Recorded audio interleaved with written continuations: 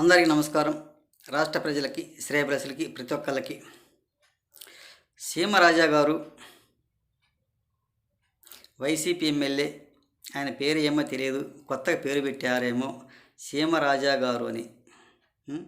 మరి సీమరాజా గారు red book ఘనకార్యం అంటే ఎందుకు ఇంత భయపడుతున్నారు ఒక్కసారి చెప్పండి. మరి నారా చంద్రబాబు నాయుడు గారు పరిపాలన అంటే చాలా బాగుంది. మీరు ఎప్పటికీ అప్పుడు అబద్ధాల మీద అబద్ధాలు చెప్పి ప్రజలు మీ వైపు తిప్పుకోవాలని అనుకుంటే ప్రజలు మిమ్మల్ని ఈ జన్మలో నమ్మరు, నమ్మే స్థితిలో కూడా లేరు.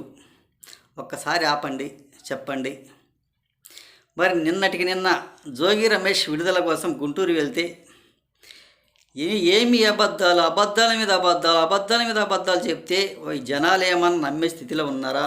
ఒక్కసారి చెప్పండి. జనాలు ఎవరు నమ్మరు నాయన. అదేదో లీడర్ సినిమాలో రాణా గారు అంటారు. రాణా గారి సినిమాలు ఎవరొద్దో తల్లి తండ్రి కూతురులేము వెళ్తే, నాయన మాకు మీ మీద నమ్మకం పోయింది నాయన అని అంటారు. అలా ఉంది. మిమ్మల్ని ఎవరు నమ్మే స్థితిలో లేరు నాయన.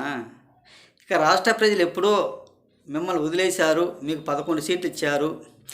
ఎల్లప్పుడూ మీరు అబద్ధాల మీద అబద్ధాలు ఒక కనికట్టుగా చేసి జనాన్ని కనుకట్టు కట్టి మోసం చేయాలంటే మాత్రం ఇప్పుడు కుదరదు నాయన. ఒకసారి తెలుసుకోండి.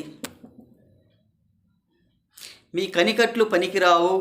ఈ కనికట్లు అనేది తీసి పక్కన పెట్టేసుకోండి.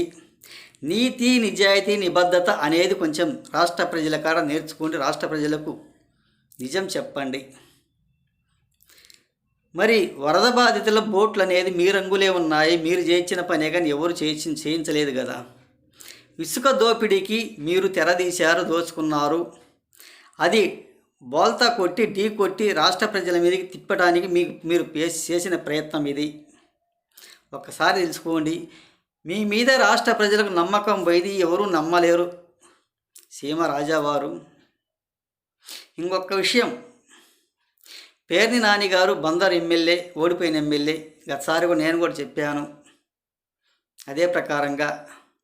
మరి పేర్ని నాని గారు మన సన్యాసిరావు అన్నయ్య గారు, పేర్ని నాని గారు, మరి ఆ అన్నయ్య గారు ఆయన ఎన్నికల్లో నిలబడితే ఓడిపోతానేమో, గెలవలేనేమో అని తన కుమారుణ్ణి నిలబెట్టాడు.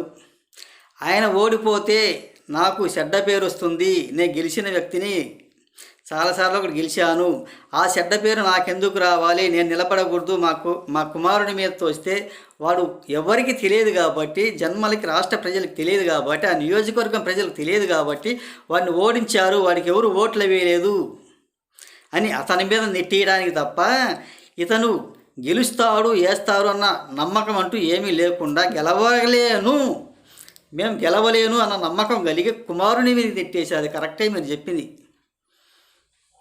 అని తెలియజేస్తూ, మిమ్మల్ని ఇక నమ్మే స్థితిలో లేరు, నమ్మరుగాక నమ్మరు సీమరాజా వారు అని తెలుసుకోవాల్సిందిగా రాష్ట్ర ప్రజలకి, శ్రేయభిలాషులకి, ప్రతి ఒక్కళ్ళకి, ఆ డిబేట్ల వాళ్ళకి, ప్రతి ఒక్కళ్ళకి హృదయపూర్వక ధన్యవాదాలు తెలియజేస్తూ నమస్కారాలు.